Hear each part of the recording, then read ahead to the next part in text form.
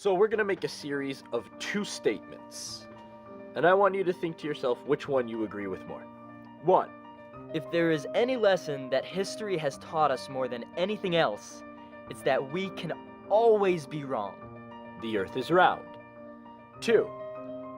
Civilization has always believed that their generation is the generation where technology and knowledge has unlocked the objective truth. All humans should be treated equally. 3. There is no way for a conscious organism to truly objectively know something. 1 + 1 is 2. 4. I think, therefore I am. Any disproof for the theory that this reality is a simulation is dependent on the assumption that possible technologies are limited by what we can comprehend. We believe every single one of these statements. However, absolute faith in any one of them would be contradictory with at least one other. The simulation theory sums up a good message, which is that anything is possible.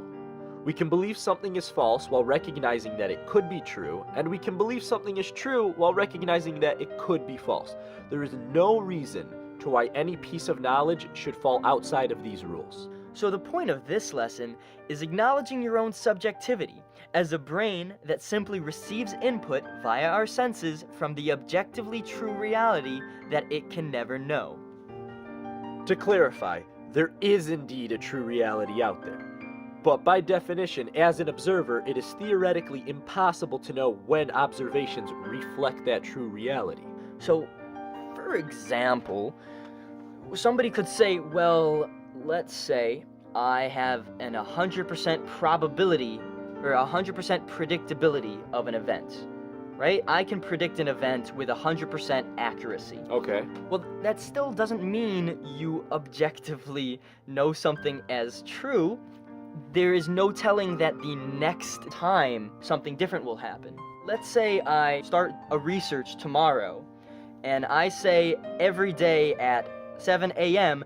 the sun rises, right? For a good while, I'm gonna have an 100% predictability rate. If I stop the study early enough, I can have an 100% predictability rate saying that the sun always rises at 7 a.m.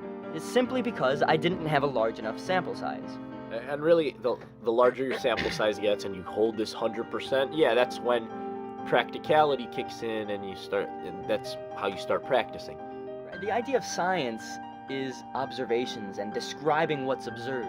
So you act practically, you practice based on your observations. But science does not mean we have to accept that our current observations are objectively true. In fact, science dictates that we don't, that there can always be an observation that clashes. So let's do a thought experiment. Imagine if computers surpassed all forms of human intelligence, and we reached a point that technology advanced exponentially, so much so that it figured out workarounds to the basic laws of physics.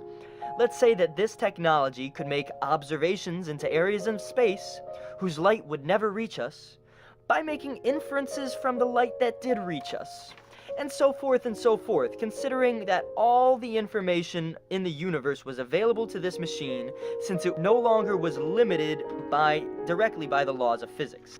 So the question is, could this machine know everything?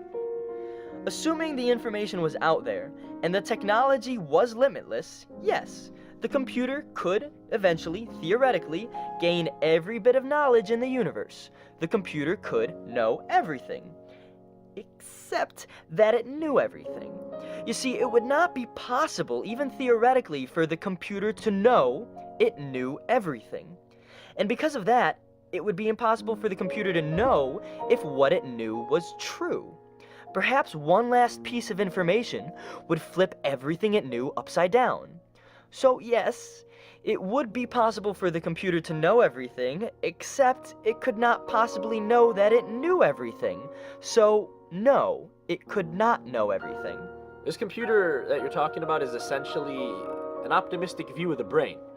Our information gathering organ might indeed know the truth, but since it's a conscious machine and not the universe itself, there's no way for it to know when it knows the truth. And thus, even as advanced as it could theoretically get, it can never truly be objective. Thus, the machine itself is subjective, making calculations and running equations just like the brain does. Now, an issue a lot of people seem to have is that they can't seem to reconcile their recognition of their own subjectivity with the necessity of acting practically. The typical misconception is that if you can't know anything, then you can't make decisions on anything. But it's very easy to deal with this by simply acknowledging that acting practically is still possible while thinking theoretically. For example, we subjectively believe the Earth is round, but we recognize that theoretically we could be wrong. We think practically and theoretically. So, if we hire an architect to build us a bridge, we're not going to hire one who will only design a bridge that would only function on a flat Earth.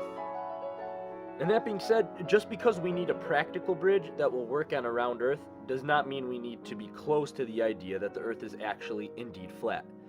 We should still allow someone who believes the Earth is flat to express their opinion, and we should be open to their persuasion. And as long as an architect will build us a bridge that is practical in our opinion, we should still hire him, even if he believes the Earth is flat. As long as he is open enough to our opinion, to be willing to build our version of the bridge. So there should always be two discussions being had simultaneously. A theoretical one, and a practical one. An ideal one, and a realistic one. Remember, anything is possible. But this also means that perhaps I would continue to live if I stopped eating.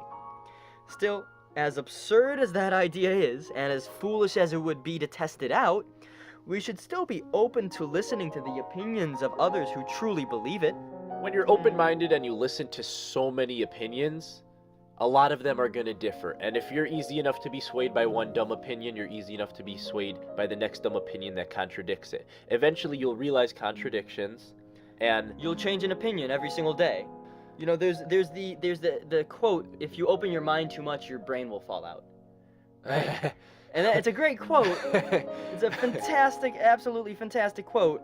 Yeah, opening your mind too much does make reality difficult to comprehend. But you realize that things are difficult to comprehend. Yeah, things are difficult to comprehend. At the end of the day, if you manage to do it, you'll be better off than if you didn't even, have the brain surgery at all. While it is definitely easy for us to change our mind from a true belief to a false belief, at the end of the day, even those who are ultimately wrong often know something that we don't.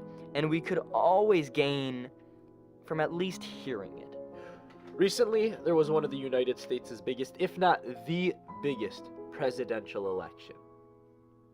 And it became apparent that the nation has become more divided than it has in centuries.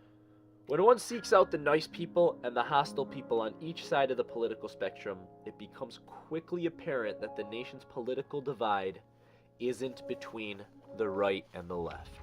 It is in fact between the people who are willing to discuss differences in opinion and those who believe they are objectively right. This is the divide we need to close.